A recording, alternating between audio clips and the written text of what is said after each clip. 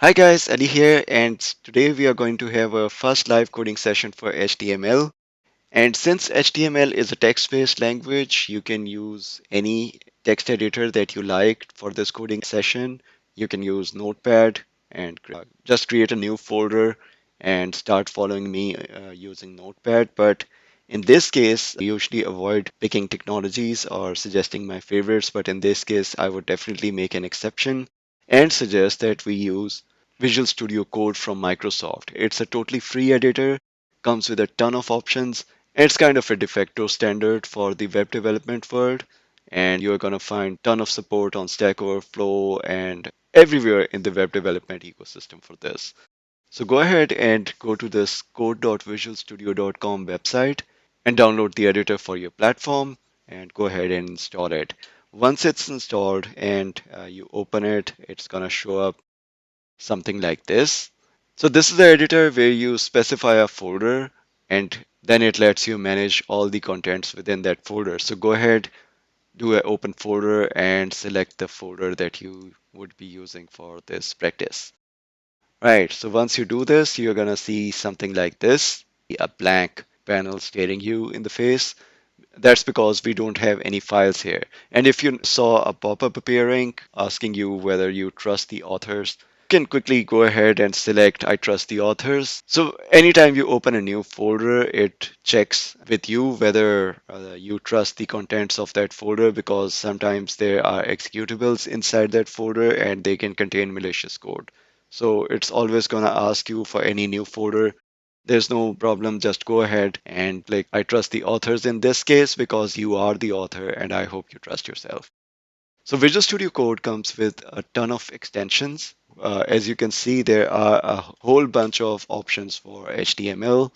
So these are all add-ons to Visual Studio to make your coding experience more pleasing, you can say. There are code snippets, formatting add-ons, preview add-ons. For this exercise, I'm going to ask you and search for live preview extension from Microsoft and go ahead, select it. And I have it already installed on my side. So you're going to see install option appearing here. Go ahead and click it. And once that extension is installed, what it's going to do is, oh, let me just read it. An extension that hosts a local server for you to preview your web projects on. So as you code, it's going to show you a live preview in a browser right inside Visual Studio Code. So let's see that in action. So once you're done, come here and let's create a first HTML file. So practice.html. Right. You can use this button or you can use file, new file to do so. So we have a practice.html file and how to see the preview. If we go back to the extension and read here, it says preview your HTML files quickly by clicking the preview button in the top right corner of your editor. So I'm going to go do just that. We go to practice.html and here is the show preview button on the right. And wow, this web browser is started. If you don't know about it, 127.0.0.1 is an IP address, which actually means your own machine or your local machine. And this local web server started on port 3000. And it is showing you practice.html in the browser. It's blank because your file is blank. So I can quickly type something like hello, and it's going to appear here. But that hello does not make it a valid HTML document. So let's start right in with our coding. So if you recall, the first thing is the doctype declaration. And this is the great thing about Visual Studio Code. Just see, we are in an HTML file. I just typed the less than sign and it's giving me a suggestion because it knows that I'm starting a HTML file editing. I can just press tab and it completed the entire doctype declaration for me. Since we have started with the doctype declaration, if you remember, doctype declaration tells the browser what is coming up. So what is going to follow this doctype declaration would be my HTML document. And the browser is going to know that it is a HTML5 or the living standard HTML document because we said HTML here. If you're using HTML4 or earlier, you're going to provide a full URL to the corresponding document type declaration, but we are not going to do that for now. We have a lot to cover, so let's quickly jump right in and create a mini HTML document before we come back and discuss it. So as you can see, as I close the starting tag, it automatically inserted the end tag. So let me quickly go ahead and add a bunch of content before we discuss what it is about. So I'm gonna create a head section inside this HTML, and in here I'm going to define a title tag. Don't worry, we are gonna come back and discuss all of them. So in the title tag, I say title of my first amazing web page. All right, and as you noticed, as I type the title, the contents of my title element start appearing as the text of my web page tab, right? So this is exactly what is going to happen on Chrome or any other browser that you use. So this title is going to define the heading for that. And if you hover over any element, the title element represents document, it's going to give you a full MDN reference for that particular element. So you can get a quick help from that as well. Okay, so we are going to come to head element later on. First off, let's go ahead and create a body tag, which is going to contain the contents of our HTML document. So let me quickly add a bunch of stuff here. So I define a div tag, and in here I'm going to define a h1 tag. If you recall, there were 6 headings in basic HTML, h1 being the biggest. So my big fat heading. All right, so h1 was the biggest. So let's try see what h2 looks like.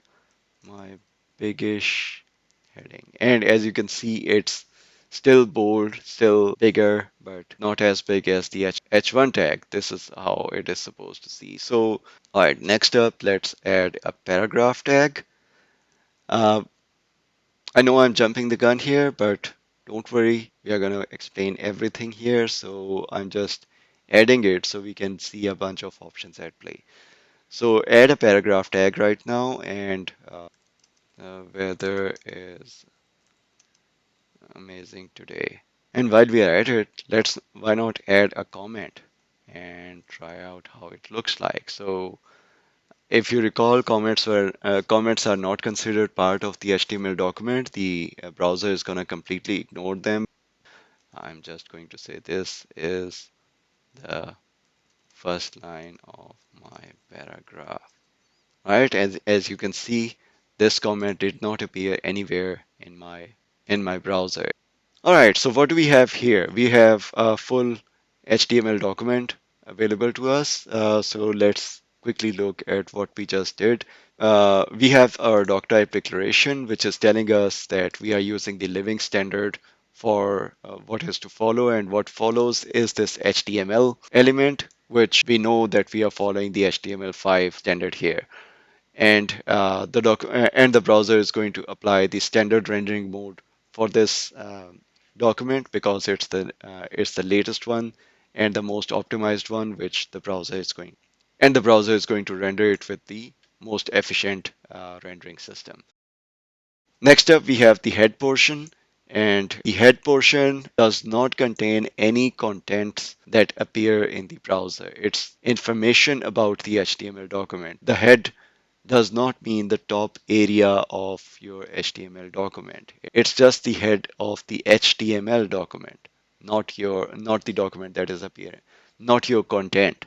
All of your content is inside the body tag, anything that you can actually see or render in your browser. So the head section contains title, which you can actually see, but it does not appear in the browser. It is appearing above the browser in the title bar in the favorite section. If I bookmark this, it's going to be the title of my bookmark. And The title, as you recall, would have another options like styling and a bunch of other things that we are going to come to. Inside the body tag, we defined a div tag, which, if you recall, was an invisible element.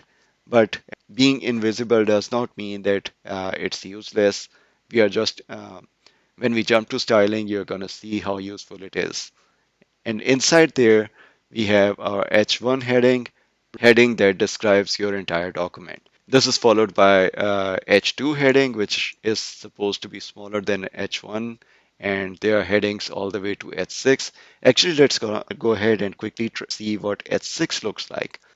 Oh my God, H6 looks a bit smaller than the actual text, but it's a bit bold. So if I zoom in a bit, see, it still is a bit bold, but size incrementally got smaller than the text itself. That's what I mentioned in my HTML video, that headings are just relative to each other.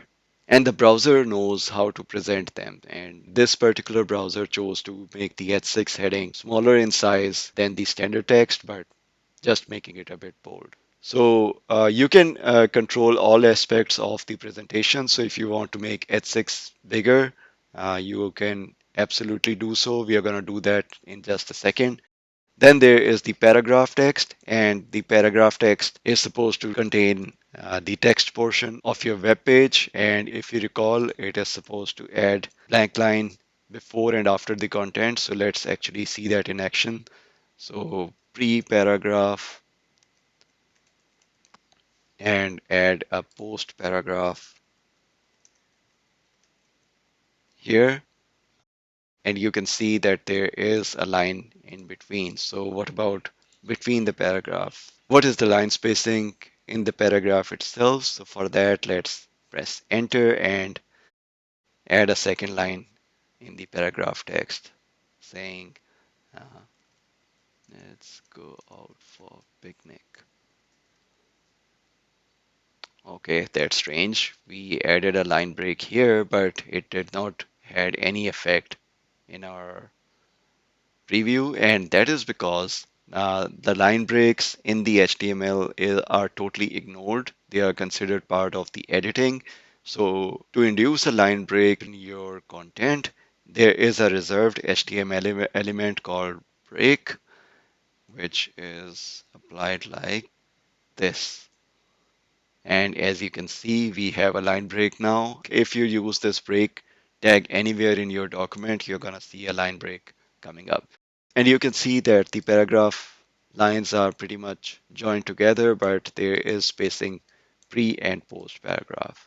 Right, let's jump to our next HTML element that we want to discuss, which is the style element. And let's start styling this document. So if you recall, there are three types of styles: inline, internal, and external CSS. So let's start with the internal one. And the internal styling is applied in the head section using the style tag. So I'm gonna do just that. I created a style tag. So what we do in the style tag is we first specify what we want to apply the style to, and then we specify the style itself. So let's say I want to apply a style to the entire body element. So I'm gonna type body, the name of the element, and then I open a curly brace, and the closing brace was edited itself. And now if I press Control and space, the Visual Studio Code is going to show me a list of all the styling options for that particular element type. So let's go ahead and choose background color, and it immediately gives us a list of the predefined colors which you can choose from, and you can see a preview of that color as well. So I'm gonna go ahead and choose black. Wow, I just made my entire web page disappear with just one keystroke. This is just amazing, right? It's the power of styling. But no one is gonna appreciate that because it's just a black screen. So where did my content go? Well, my content did not go anywhere. If I do a selection, here you see the content is right here, but the content is styled to be black. It was supposed to be black on white background, but I made my background black and it disappeared. So let's change that. So what we have here, we have our H1 heading. So let me style it. And to change the foreground or the text color itself, we use the color option. So I'm gonna go ahead and choose red for that. Wow, if I was making a scary page, that would be the color scheme to go with. Spooky, right? But it just brought up my H1 heading, not the rest of the stuff. So if I go ahead and add a color to my paragraph as well, let's say I want to make it blue. All right, both lines of my paragraph element have appeared as well. But what about the rest of these lines which were not part of the paragraph? To style them, let's look at which element they belong to. So they belong to the div element. But let's do something different. If you remember, the external style is called Cascading Style Sheet, and the intuition was that if you apply a style to a top level element, then it gets inherited by all its children. So let's go ahead and instead of styling div, let's style the body element and specify a text color for that. And let's go ahead with green. And wow, not just this pre and post paragraph, but you can see this my biggish heading, which was actually the H6 heading, also appeared. And H6 heading was, and my biggish heading was the content of H6 element, which was contained in div and which was subsequently contained in the body tag. So applying a style to the body tag got inherited by all its children, grandchildren, and any other level of hierarchy if there existed. So this is how you style the contents of your HTML document. Okay, we have a lot of tags to cover, so let's quickly move on. But before we move away from the styling, let me just go ahead and cover the external CSS as well, because this is one of the most important things you're gonna use all your career. So I'm going to go ahead and create a new file called practice.css. The name can be anything. Uh, I can call it practice styling.css right here. And I created this file in the same folder as practice.html. And what I'm going to do here is that I'm going to cut the contents of this style tag, do Control X, and you see all the styling gone. I'm going to add those to practice styling.css, right? And I would go back to practice.html, remove the style element from here and replace it with a link.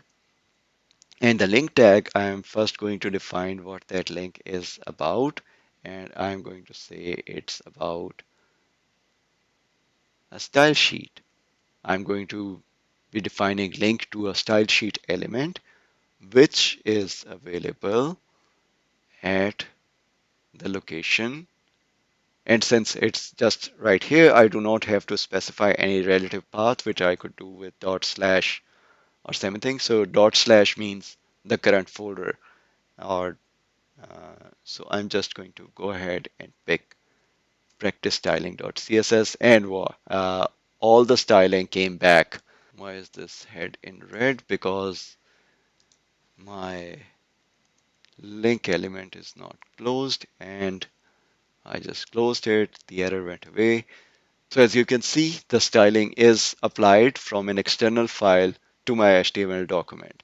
And the reason external CSS is so powerful, because if I copy paste this practice.html into, let's say, a practice another file.html, uh, paste the contents here, my second amazing web page, remove all this body tag, remove the content of the body tag entirely.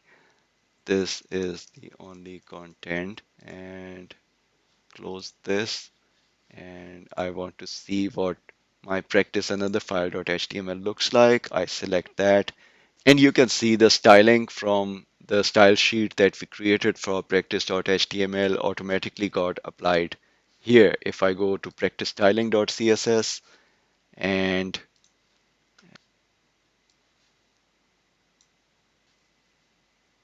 all right, so let's close the preview for a second. If I come back and change, let's say, background color from black to, let's say, which other color is a good one? Let's go with dark gray and save it. And if we preview practice.html, you see it is now appearing in dark gray color instead of black.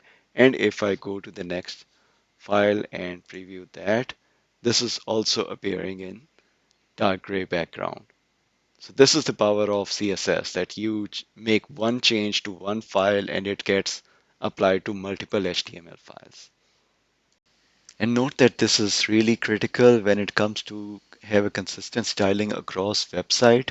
So if you make a website and let's say you want to have a consistent font, custom font used across the website for all pages, all you need to do is have a standard CSS file which is imported in all of the web pages in your website. Another important aspect is that currently almost all websites deploy the concept of theming, though that is a bit advanced and we'll cover it when we go to the styling themselves. You must be aware that the dark mode and light mode are now consistently available across operating systems, and almost all websites support this feature. And trying to do that without using styling is kind of impossible. Or even if you do that, it would be riddled with errors, and maintenance would be a complete nightmare if you want to change any aspect of it. And external file-based style sheets make it so easy to implement. We'll cover that later. Let's have a quick look at another styling aspect, which I think it's pretty important. So let's go back to our CSS file and make a slight change that actually let me bring up the preview first. Okay, so I'm gonna go here and add another aspect called font size into the picture. So let's say I call it 4px under the body tag, right? And you see it immediately shrunk the entire preview drastically. But still, if you notice, there is variation in the font size for various things. It did not uniform. So even though we applied it in on the body tag, and ideally it should have applied font size 4 pixel to all child elements, but as you can clearly see, this is not the case. Actually, let me bring it, let's say 8px. Yeah, here it's more clear that the H1 heading is still bigger than the H6 heading, and it's even though the paragraph shrank, it's still all of these things are different sizes. So why is that? All right, to see what's happening here, we need to go to the File Explorer and let me bring in the Chrome. Let me open the file in Chrome browser. And you can do it in any of your favorite browser. All of these have this feature. And what I'm going to do is right click and inspect. All right. So what it does is it brings up Chrome Developer Tools. And here you can click on all the elements in the HTML. You can see the HTML preview here and see what styling has been applied on every individual element. So if I go here on the body element, we can see all of our applied CSS styles from our CSS file, like font size, 8px, background color dark gray, color green, H1 in red, and P in blue. They are all present on the body element, right? the H and P ones would be on their respective elements. But look at this. The top level body element has font size 8px, but if I go to H1, we see that it has the body element showing up because it is inheriting the styling from the body element. So the body element shows up in the styling pane here. But look at this, the font size is crossed out.